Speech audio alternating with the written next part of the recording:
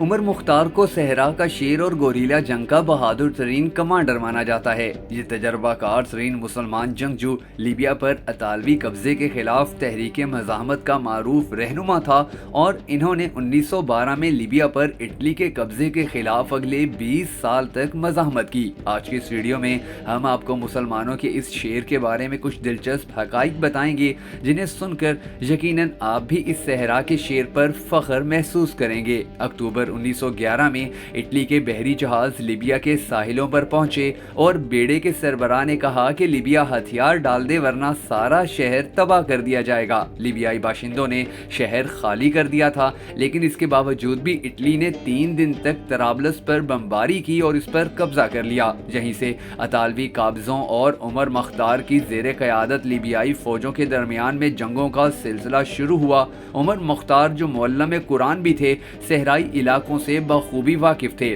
اور وہاں لڑنے کی حکمت عملیوں کو بھی خوب طریقے سے سمجھتے تھے۔ انہوں نے علاقائی جغرافیہ کے بارے میں اپنی معلومات کا اطالوی فوجوں کے خلاف بھرپور استعمال کیا۔ وہ چھوٹی چھوٹی ٹولیوں میں اطالویوں پر حملے کرتے اور پھر صحرائی علاقے میں غائب ہو جاتے۔ عمر مختار کی زیر قیادت تحریک کو کمزور کرنے کے لیے اطالویوں نے ایک چال چلی اور مردوں، عورتوں اور بچوں کو عقوبت خانوں میں بند کرنا شروع کر دیا۔ ان عقوبت خانوں کا مقصد یہ تھا کہ مزید لیبیائی باشندوں کو عمر مختار کی تحریک میں شامل ہونے سے روکا جائے۔ ان کیمپوں میں 1,25,000 باشندے قید تھے، جن میں سے 2/3 شہید کر دیے گئے۔ اتنی بڑی تعداد میں لوگوں کو قید کرنے کے باوجود عمر مختار کی تحریک رکی نہیں، بلکہ انہوں نے اپنے ملک اور عوام کی آزادی کے لیے اپنی جدوجہد جاری رکھی۔ عمر مختار کی 20 سالہ جدوجہد اس وقت خاتمے کو پہنچی جب وہ ایک جنگ میں زخمی ہو کر اطالویوں کے ہاتھوں گرفتار ہو گئے۔ اس وقت ان کی عمر 70 سال سے زیادہ تھی اور اس کے باوجود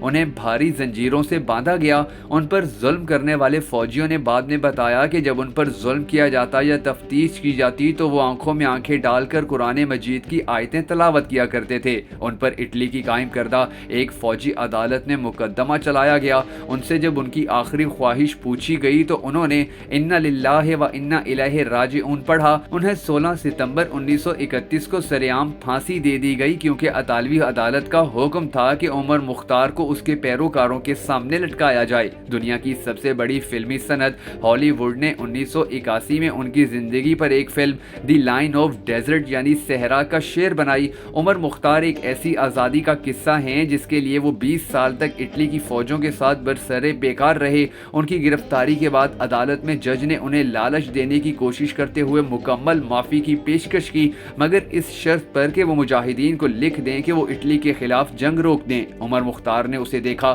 اور اپنا مشہور زمانہ قول کہا کہ جو انگلی ہر نماز میں اللہ کی وحدانیت اور محمد عربی صلی اللہ علیہ وآلہ وسلم کی رسالت کی گواہی دیتی ہو، اس انگلی سے باطل کلمہ کبھی نہیں لکھا جا سکتا۔ امریکی ریاست فلوریڈا میں ایک مسجد کا نام مسجد عمر المختار رکھا گیا ہے، جبکہ کویت، قاہرہ، دوحہ، تنزانیہ اور ریاض میں عمر مختار نامی شاہراہیں بھی موجود ہیں، مگر افسوس کہ ہم پاکستانی اور ہندوستانی مسلمان اپنے اس ہیرو کے نام تک سے بھی واقف نہیں ہیں۔ ناظرین، اگر آپ کو بھی مسلمانوں کے اس ہیرو پر فخر ہے تو کمنٹ باکس میں ہمیں ضرور بتائیے گا اور ہماری ویڈیو کو لائک کرنے کے ساتھ ساتھ شیئر کرنا بھی ہرگز مت بھولیے گا۔